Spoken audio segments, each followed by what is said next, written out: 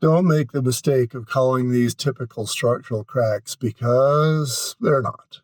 I went out today to a home in Saratoga Springs. This one is a two-story, but the basement is a daylight-type basement. So on the backside, it actually looks and feels like a three-story home. As a result, they're going to blow in the wind, and you certainly get that in Saratoga Springs. This crack was a big, fat, beautiful one, kind of like a big, fat spider that you see in the entrance to a crawl space. This one was healthy, but it was on the ceiling, and there was no cracks on the walls. There was no cracks that were interesting on the exterior or on the foundation or anything. So what I was able to determine is that this crack was the result of swaying of the structure because it was tall and slender and because there's winds in the area.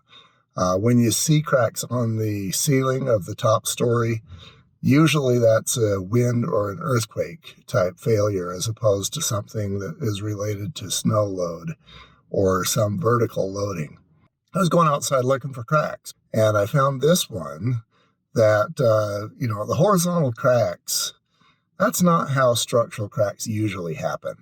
So I'm going, why? A crack like that is going to either be as a result of foundation bulging, or it's going to be because you've got rebar there, and the rebar is getting wet, it's corroding, and as it corrodes, it expands, and as it expands, it causes a horizontal crack that is generally in alignment with the direction of the rebar. In this case, I knew it wasn't a bulge because you got a doorway directly above, and so there's no structural load on this. And given that it's horizontal, yeah, this is related to wet rebar. So then the question is why?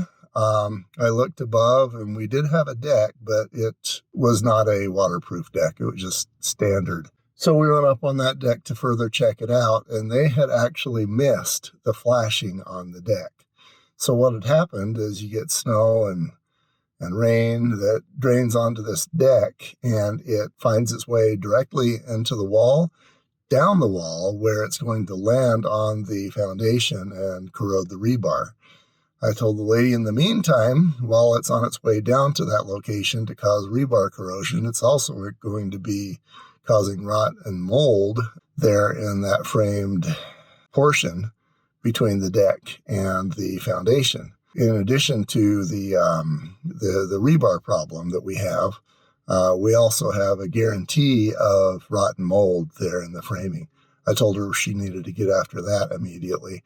Built 2016, so it may still be under the builder's 10-year structural warranty, but she's not the original buyer, so maybe not.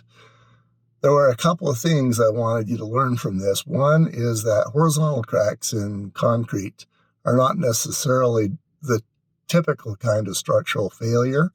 Sometimes they're an indication of water. And the other is that cracks in the sheetrock on the ceiling, especially of a tall, slender residential or other kind of building, that can be not because of settling, but because of swaying.